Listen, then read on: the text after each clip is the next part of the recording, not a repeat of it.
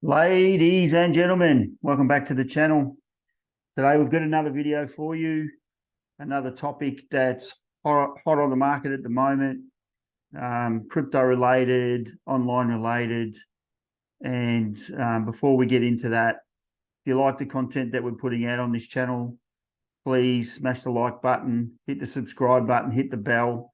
We are a new channel. We're catering for people who are trying to make a start with an online business in the crypto and Web3. And we're just working our way through introducing people in a laid back sort of way so that they feel comfy and comfortable while they're with us. So once again, if you like the channel, you like the content, please smash the like button, hit subscribe. We'll do our best to keep putting out, content at a basic beginner sort of level. And just help people who aren't quite up to speed with everything that's happening. So today we're going to speak about ISO 222 or 20022. And I hear you ask, what the hell is ISO 222? Well, that's what we're going to talk about today. And right now we'll get started and get on with it. So it's a guide to the global standard for financial data exchange. So if you're familiar with it, if you're not alone. However, this global standard for financial data exchange, it's starting to become increasingly important in the world of finance. It's being talked about left, right, and centre now, and it defines a common language and a syntax for financial messages, such as payment transactions, securities, trading, and other financial services. And by using this standard, financial institutions can communicate more efficiently and more accurately with each other. And that reduces the risk of errors and it simplifies the communication process. So in simple terms, sending money around the world much quicker, much faster, and there's a standard for it.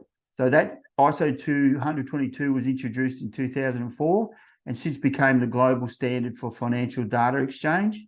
It's used by over 70 countries worldwide, including major financial institutions and organizations such as SWIFT, the Fed Reserve use it, the European Central Bank use it.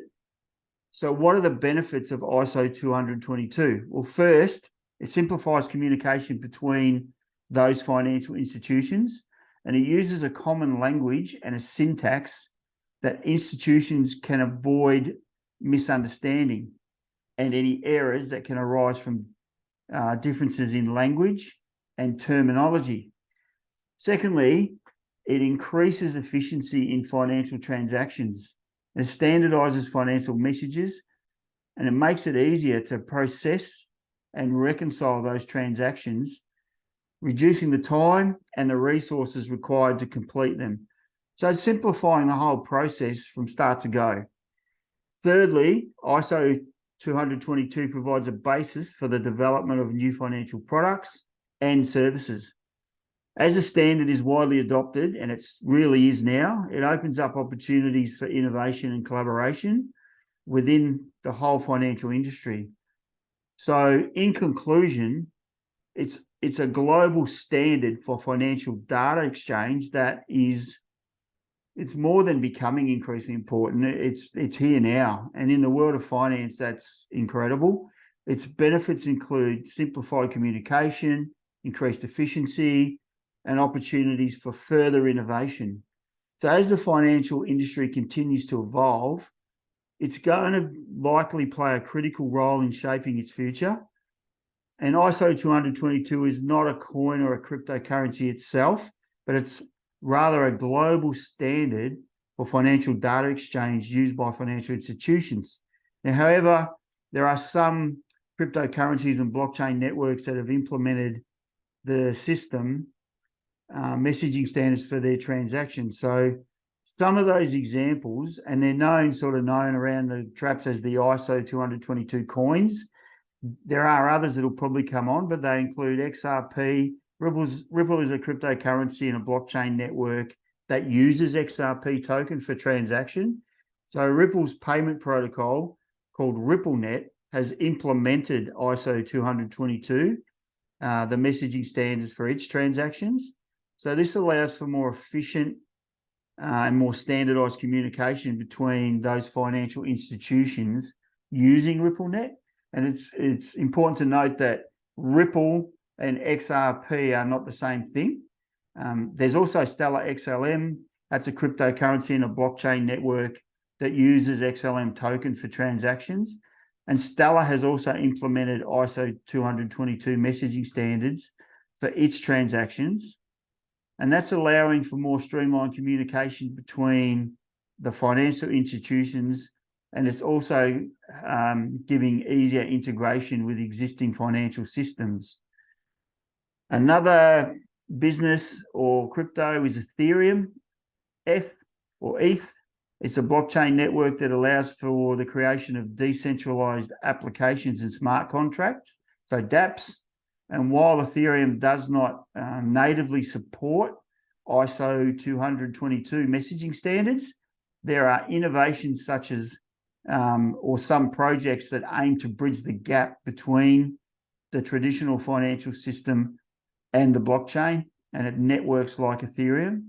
So it's sort of by implementing the standards for the transactions using ISO 20022. Everybody knows Bitcoin. Bitcoin is a cryptocurrency and a blockchain network that does not natively support ISO 20022 messaging standards. However, there are initiatives such as the ISO 222 based messaging system developed by the Switzerland-based Bitcoin Swiss.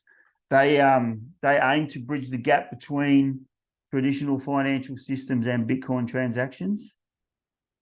So in summary, ISO 20022 is not a coin, it's not a crypto itself, and there are some blockchain networks and cryptocurrencies such as Ripple and Stellar that have implemented the system and using the messaging standards for their transactions now.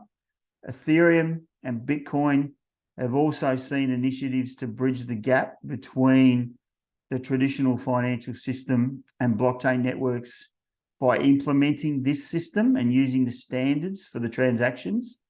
So I guess in layman's terms, we have done some other videos, on ODL and other videos on the blockchain. This is just another part of that puzzle that we see as a future of global transactions and financial transactions around the world. And it's part of what's going to make them faster, cheaper, more efficient for everyone. So if you haven't been made aware or privy to these standards and what's happening in the background, hopefully this video from a basic level of understanding has helped you. It may want you to now start digging deeper and finding out a bit more for yourself.